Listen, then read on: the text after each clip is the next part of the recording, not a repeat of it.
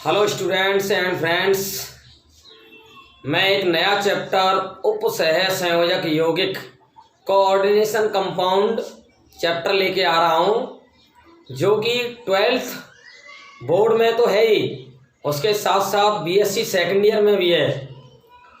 यह 12th board के साथ साथ बीएससी सेकेंड ईयर में भी है और दोनों को लाभ मिलेगा। ठीक है, कल से इसकी वीडियो आएंगी। 12th बोर्ड के भी विद्यार्थी इसका लाभ लेंगे, बीएससी सेकेंड ईयर के भी विद्यार्थी इसका लाभ लेंगे और इसके अलावा NEET, JEE mains, first grade, second grade, level stand and other exam के स्टूडेंट्स भी इसका बेनिफिट लेंगे। ओके, तो मैं इस चैप्टर को कल से पढ़ाना चाहूँगा। आज मैं थोड़ा सा इसमें इंट्रोडक्शन दे दूंगा कि उपसह संयोजक यौगिक क्या होता है। उपसह संयोजक यौगिक उपसह संयोजक यौगिक कोऑर्डिनेशन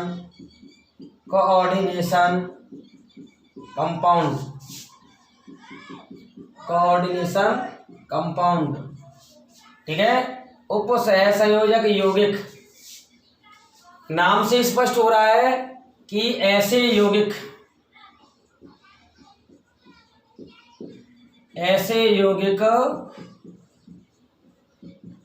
जिनमें उपसह संयोजक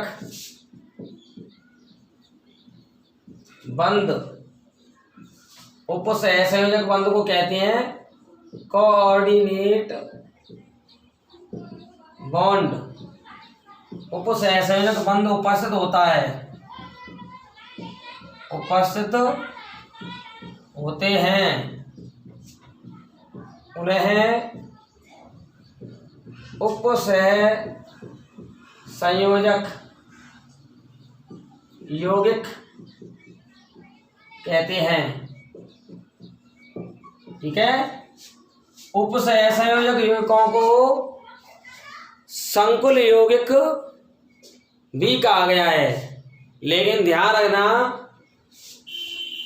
सभी उपसह संयोजक यौगिक संकुल यौगिक नहीं होते, लेकिन जितने भी संकुल यौगिक या जटिल यौगिक होते हैं वो उपसह संयोजक बंध जरूर रखते हैं, इसलिए उन्हें उपसह संयोजक यौगिक भी कह सकते हैं।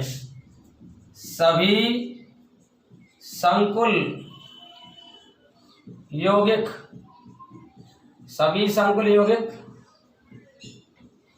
या जटिल यौगिक उपसह संयोजक यौगिक कहलाते हैं। उपसह संयोजक यौगिक कहलाते हैं, लेकिन सभी उपसह संयोजक यौगिक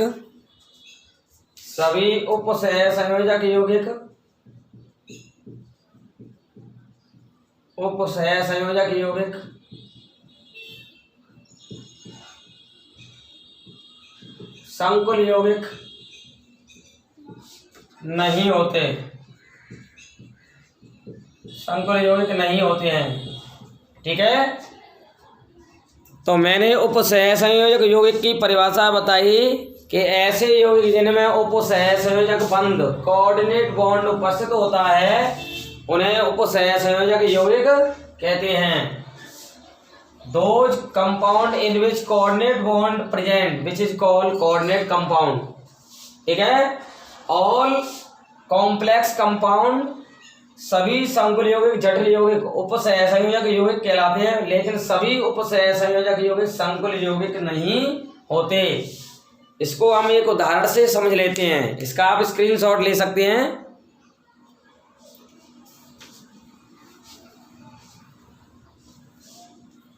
देखिए, उदाहरण देख लेते हैं। कार्बन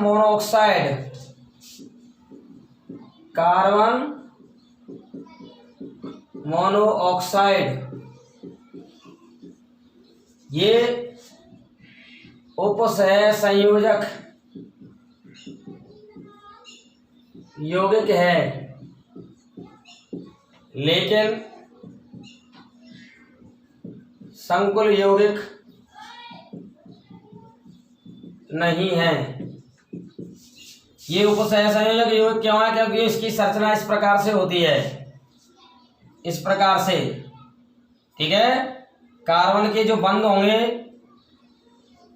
कार्बन की संयोजकता 4 होती है, तो 1 और 1 2, और ये ऊपर वाला जो बंध बना है ये उपसह संयोजक बंध बना है। कौन सा बंध बना है? उपसह संयोजक बंध। तो 2 बंध ऊपर के हो गए, 2 नीचे के, तो 4। कार्बन की संयोजकता 4 हो गई। यहाँ ऑक्सीजन की संयोजकता 1 और 1 2। तो अब कार्बन मोनोऑक्साइड की संरचना में ये उपसह संयोजक बंध उपस्थित है, इसलिए उपसह संयोजक यौगिक तो है, लेकिन संकुल यौगिक नहीं है। संकुल यौगिक क्यों नहीं है? क्योंकि इसमें संकुल आयन नहीं है, ठीक है। तो कार्बन मोनोऑक्साइड एक उपसह संयोजक यौगिक है, लेकिन संकुल यौगिक नहीं है। अब बात करते हैं दूसरा एग्जाम्पल, K4FeCN का होल 6, इसको बोलते हैं पोटेशियम फेरोसाइनाइड। पोटेशियम फेरोसाइनाइड, देखो इसको जब हम वियोजित करेंगे, जल में घोलेंगे,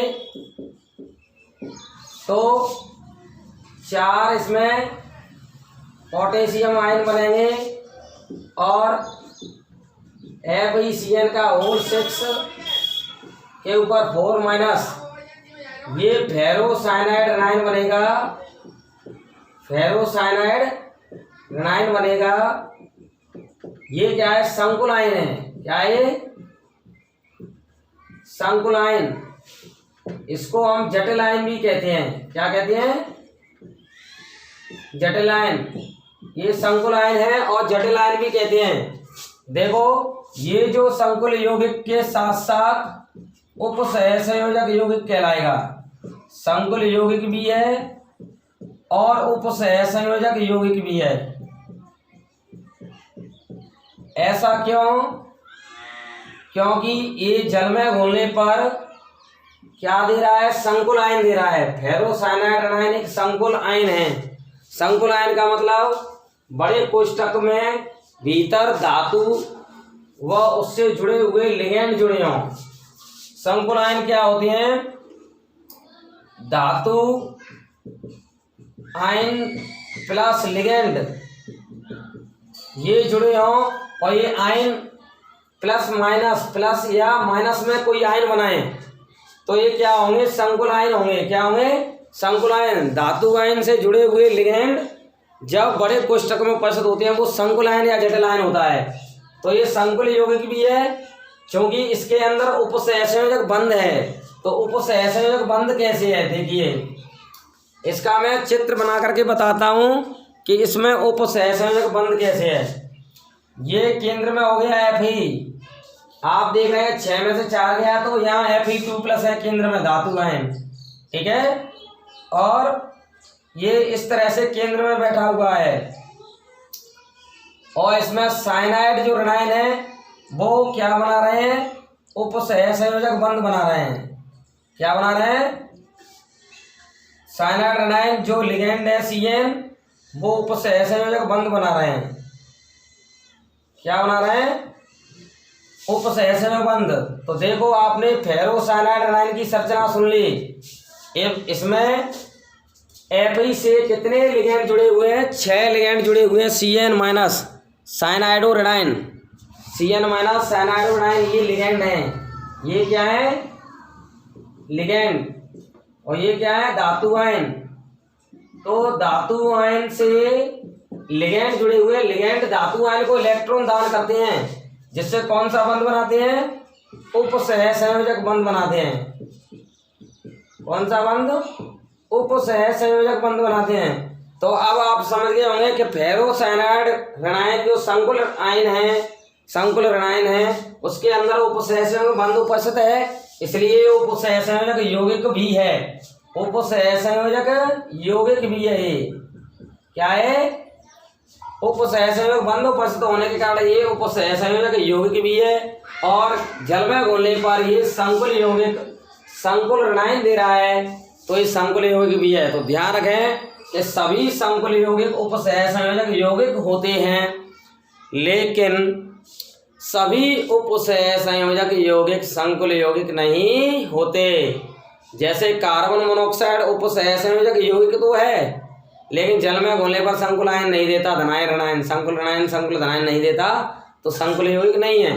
लेकिन पोटेशियम पेरोसाइनाइड ये संकुल यौगिक भी है और उपसहसंयोजक यौगिक भी है, क्योंकि ये जल में घुलने पर संकुल आयन ऋणायन दे रहा है, संकुल ऋणायन, और फेरोसाइनाइड संकुल ऋणायन में धातु आयन Fe2+ 6 Cn- जो साइनाइडो लिगेंड है, साइनाइडो उनसे उपसहसंग बंध से जुड़ा है, तो संकुल ऋणायन के अंदर उपसहसंग बंध भी उपस्थित है, इसलिए उपसहसंयोजक यौगिक भी है। ओके, तो ये आज की वीडियो मैं सब विद्यार्थियों को जारी कर रहा हूँ। सभी विद्यार्थी इस कोरोना एपिडेमिक टाइम में लाभान्वित हों और 12th बोर्ड के साथ साथ बीएससी सेकेंड ईयर के सिलेबस में भी है, लास्ट यूनिट में, ठीक है। सभी बीएससी सेकेंड ईयर के विद्यार्थी अपने धौलपुर जिले के, भरतपुर जिले के, राजस्थान स्टेट के, ऑल इंडिया एंड वर्ल्ड के इसको लाभान्वित कर अपने लक्ष्य को प्राप्त करें। IIT, JEE mains, first gate, second gate and other exam के विद्यार्थी भी लाभान्वित हों। माँ पीताम्बरा केमिस्ट्री यूट्यूब चैनल में आपका हार्दिक स्वागत है। इस माँ पीताम्बरा केमिस्ट्री यूट्यूब चैनल को सब्सक्राइब करके नेक्स्ट नोटिफिकेशन अपने आप प्राप्त करें और लाभ प्राप्त करें स्टडी का। Okay, bye.